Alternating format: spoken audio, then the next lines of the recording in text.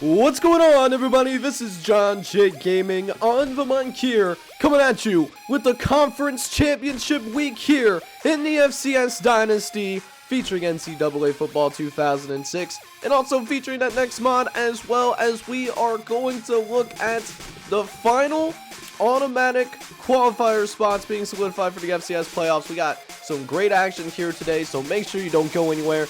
Hit that like button, hit that subscribe button if you happen to be brand new to the channel, as we will jump right into the conference championship action here in this episode. We start with the number one team in the land, the New Hampshire Wildcats. They are taking on the Delaware Blue Hens, they need to win this game, Delaware does, in order to go to the FCS playoffs. Otherwise, their season gonna be barbecue chicken, and that's not how you want to start a game.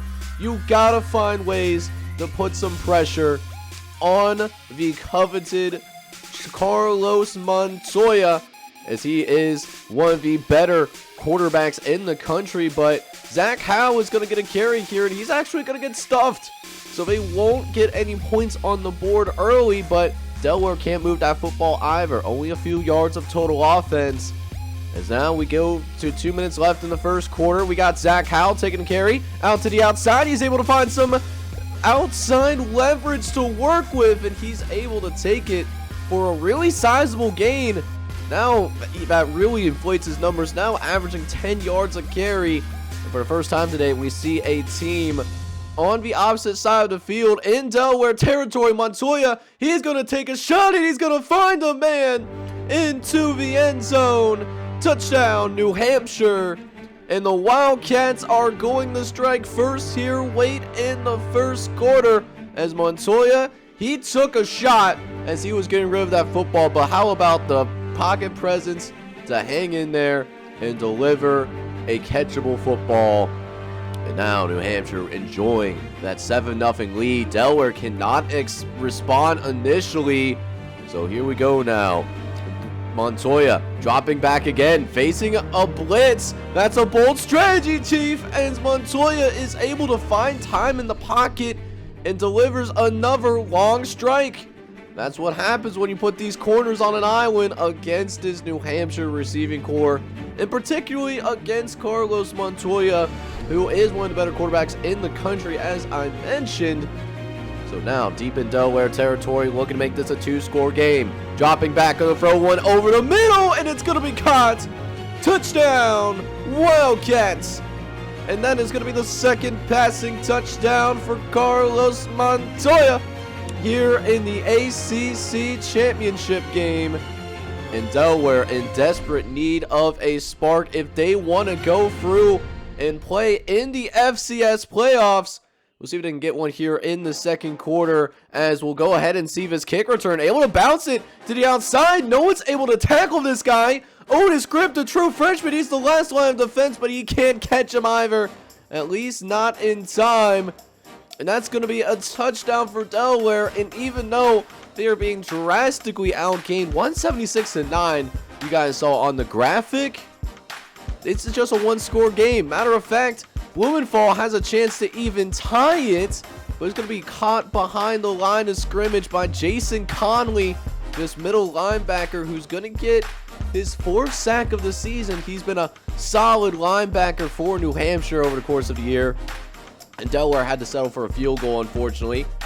So still a competitive game to this point, 14-10 being your score, as Montoya will once again drop back to pass. Play action. He's going to drop it right in the bucket, and it's another one-on-one situation. How do you let these corners be on an island? I have absolutely no idea, but it's going to be a 78-yard touchdown pass, none of the less, as his receiver, he was able to take the top off the defense. And it's now 21-10. That's going to be your score.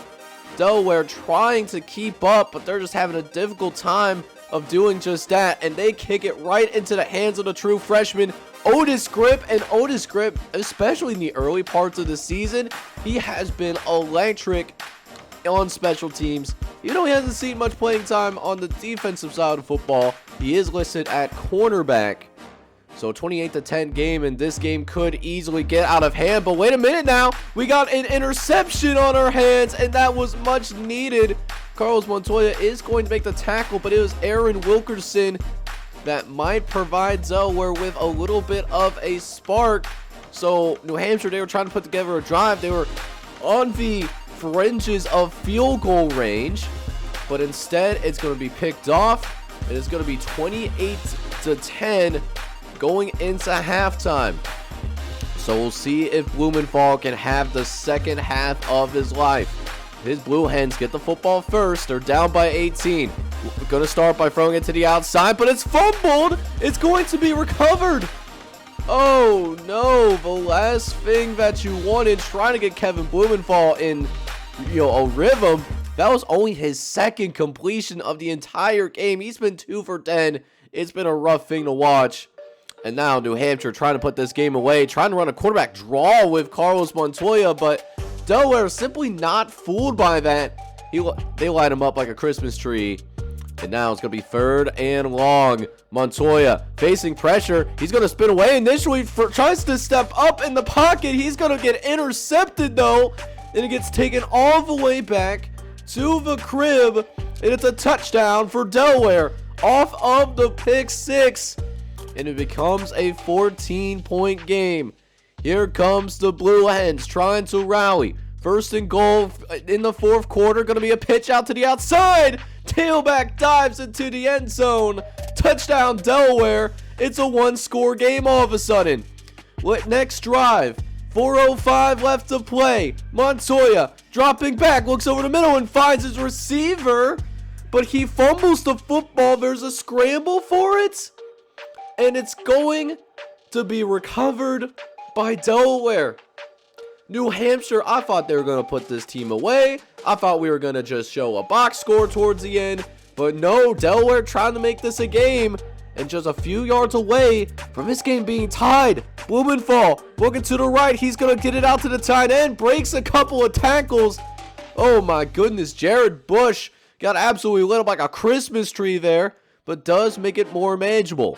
Later on in the drive, they do get into a goal line situation with their tailback. They run it into the end zone, and all of a sudden, this game is tied. This is a tie ball game. Is Delaware going to do the unthinkable against the #1 team in all of college football? Delaware dropping back. Blumenthal trying to get away. Might have gotten away with a horse collar, but Taco Bean is going to get his 2nd sack in this game. He's been electric on the defensive end all year. And here in this ACC championship game, we are certainly getting some good play from this stud linebacker. So Delaware could not score and not take the lead. So now it's New Hampshire's turn to try to go ahead and get some points on the board. But they are going to go 3 and out as well after Carlos Montoya takes a sack on 3rd and long. And the Blue Hens are going to take a timeout. They got 2 timeouts left to work with. And now we're going to see this punt underway. 40 seconds left to play in the football game. Here we go now. To the outside. Somehow gets away. Call it Houdini. And oh my. Delaware. They're going to win the football game. Is it actually going to happen? Jamal Willis is going to take it all the way to the crib. And with 33 seconds, they take the lead.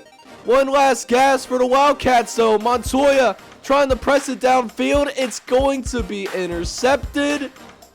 And oh my goodness gracious, New Hampshire, they do the unthinkable. They lose their first game of the season. And while they should be fine to make it to the FCS playoffs, they might just lose out on a chance to get a 1st-round bye, as this is a big upset. Delaware. No one thought that Delaware could actually compete. And they're going to win the conference championship. And they will get the automatic qualifier for the ACC conference. That is huge because that bubble just got a lot tighter. They might have potentially stole a bid from a team that's just barely in the FCS playoffs, if that. So we'll see if we can have more chaos here in Conference Championship Week as we now go to Sam Houston taking on the Eagles of Georgia Southern for the first time, we do see a slightly different matchup here in the SEC Conference Championship game as Sam Houston State makes its first appearance, while Georgia Southern, they are the two-time defending conference champions here in the SEC Conference, as we'll go ahead and see both teams take the field. And this is going to be a huge game here for Louis Ward, quarterback for Sam Houston State, because the Bearcats, the Cardiac Cats, are going to win this game. You're going to have to find a way to keep up with Ikeda Woods. He's a Heisman finalist. We'll see if he can have a Heisman moment here in this SEC Championship game. But first, we'll take a look at the freshman, Louis Ward, who dropping back, looking right in the eye of the Georgia Southern defense and tells him we are ready to play today. How about that strike? A 53-yard touchdown. Louis Ward, is he certified him or what? The true freshman playing in national television, and that's not even terrible defense. I'm not going to lie to y'all. So Sam Houston State gets the lead, but we know what Georgia Southern is capable of, and I'll tell you what, Ikeda Woods, for a 5'6" quarterback, he is so tough to bring down, so athletic. I mean, look at that stiff arm. You don't see small guys do that to opposing defenders, but here we are, barbecue on the titties, and now Georgia Southern has a chance to tie up his football game. They go to the fullback, and a little bit of fullback U action here. Not the expert somewhere out there smiling, as now it's a tie ball game here. Ikeda Woods, he gets another chance to make some magic happen, and he does, as Sam Houston State just not equipped to deal with this option offense that Georgia Southern employs. And it's showing here early as Ikeda Woods, untouched by the way, no one even gets a finger on him. He's going to casually get himself a 75-yard touchdown run. Make that 14-7 in favor of the Eagles. So a little bit of pressure being applied to Louis Ward, and right now he is livering, as that was a huge drive for Sam Houston State. Their defense was struggling immensely. And what do? He's going to throw an interception. The true freshman has to make better decisions than that. I know he's the backup, but you got to do better. So now Georgia Southern with a free opportunity to get more points on the board, and Miniachi is going to punch it in. Touchdown, Georgia Southern. Make that 21-7. That is going to now be your score. And it looks like it could very well turn into a rout. But we were saying some similar stuff about the previous conference championship game, and Delaware was able to come back. Ward trying to run the option himself, but it's not with the same success. They see the option all the time in practice. They were ready for it. And now it's third and long. Ward dropping back. He finds some pressure. Just runs out of time upfield. And they're going to have to punt the football away. Back to the hands of Georgia Southern. As good job by Louis Ward to at least protect the football there. Not, fumble it on the ground or something like that. But you punt the football again to Georgia Southern. And these Bearcats, they are just ultra thin on defense. Or at least they're making it look like that, because Ikeda Woods is simply having his way. Trying to get that Heisman finalist moment right here. It's 28-7 at the half. Second half, Miniachi, he's going to go to work. He's going to make some guys miss, and he'll run it into the end zone. That's a touchdown for the Eagles. A 37-yard run to go with it as well. I mean, look at the spin move.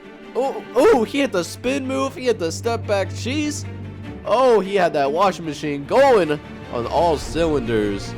And now it's getting really out of hand. Sam Houston in extreme danger of being absolutely ran out of the building. Let's see what Louis Ward can do. Third and long. Dropping back.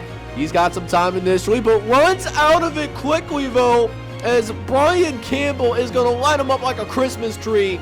And again, it's going to be another 3 and out for Sam Houston State, as Louis Ward's got to do a better job of getting rid of that football. And here comes the Eagles. Looking to get another touchdown. Fullback's getting involved. How about 2 touchdowns for the fullback? Got to show some loves to those glorified offensive linemen, glorified tight ends. They're getting some love here today in Georgia Southern. They're going to win this game massive lead. 45-14 is going to be your final score, and Georgia Southern, they clinch a first-round bye.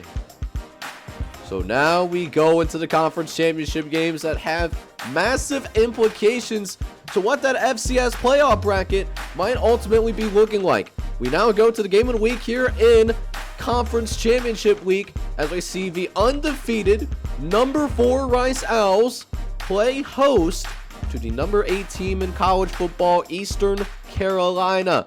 We'll see what we got going on as both teams are going to take the field, and one player that I am certainly excited about, we got Robert Johnson.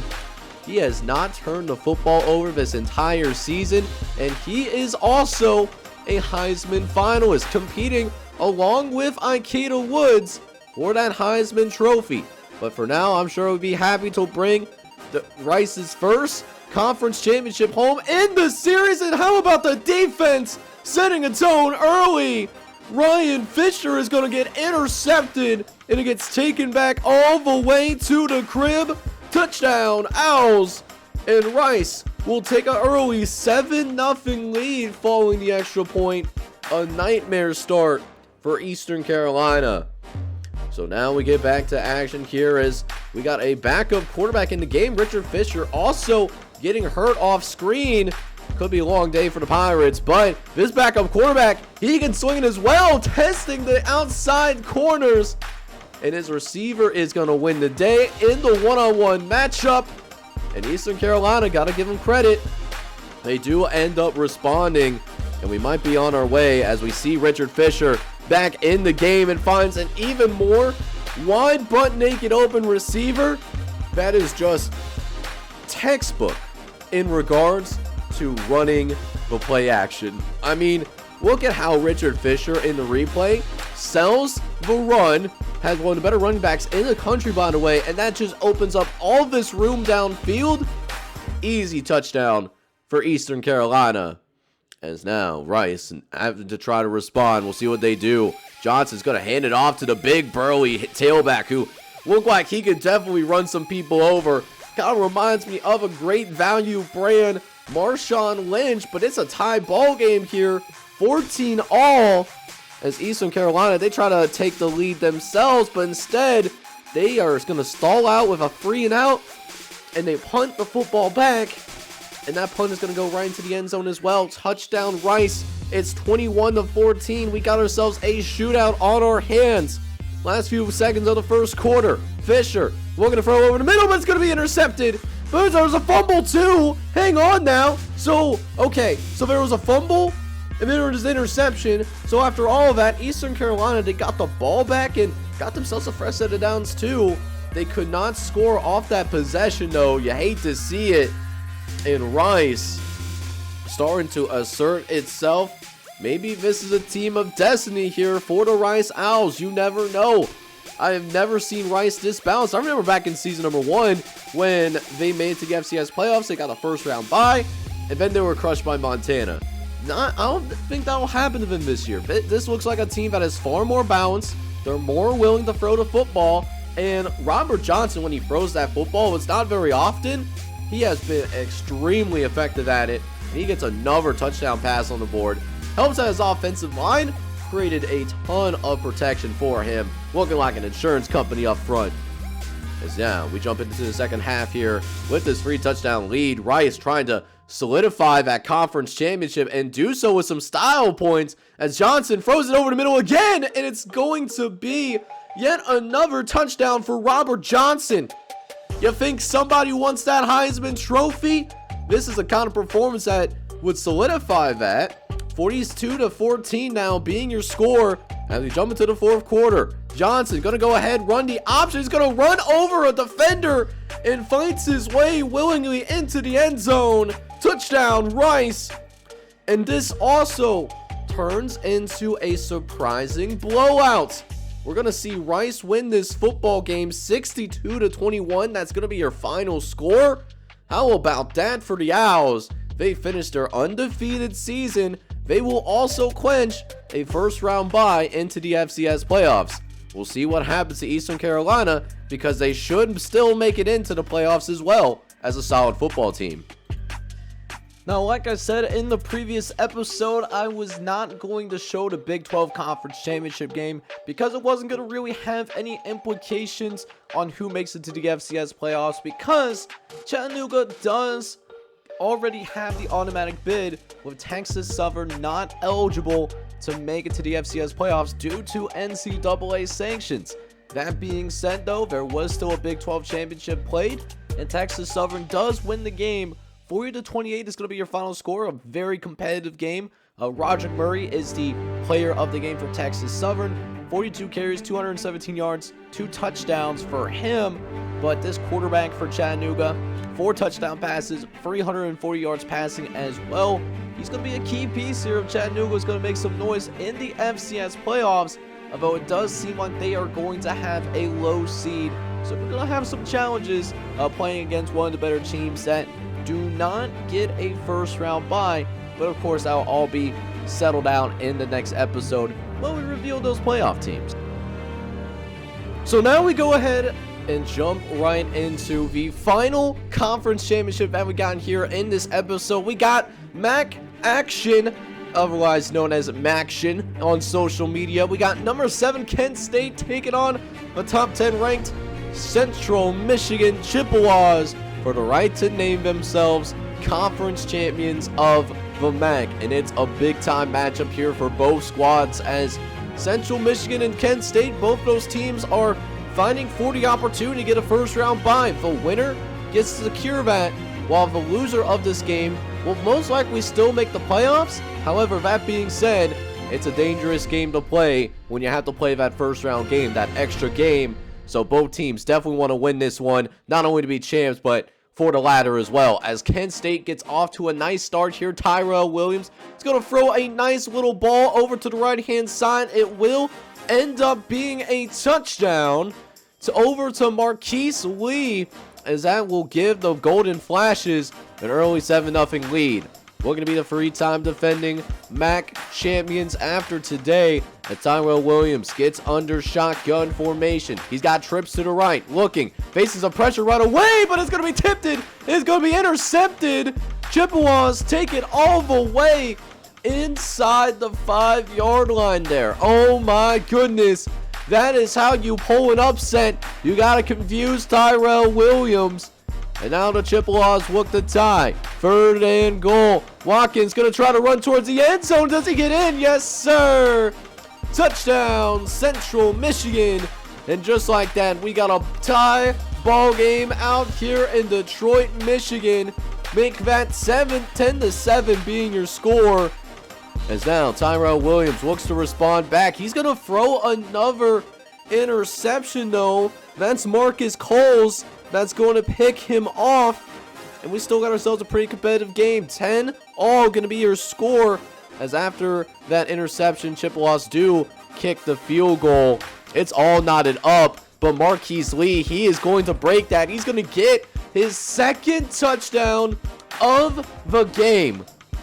Big time performance by this wide receiver for sure, as that's going to now be a 78-yard touchdown. 17-10 is now going to be your score. Central Michigan, can they respond back though? Led by Christian Watkins. Dropping back, it's going to look to the left-hand side. It's intercepted though, as we see the linebacker trying to toe tap it. He did have a legitimate chance to try to take that all the way to the crib, but just couldn't keep his feet in bounds fully, and just read him like a book, unfortunately. So now Kent State with a chance to tack on points before we go into the halftime locker room, and they're successful, as we got a touchdown for the Golden Flashes. We are now looking at a 24-10 lead going into the halftime locker room.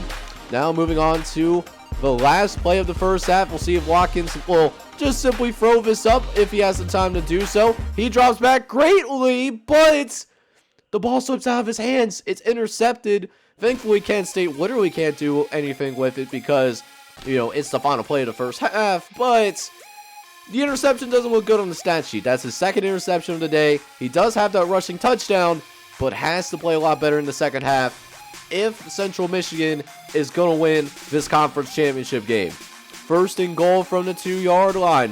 moving into the second half, Chippewas did get the football first. They go to the fullback, and the fullback is going to fight and scrub his way into the end zone. Touchdown, Chippewas. Make that a one-score game. Here comes Central Michigan.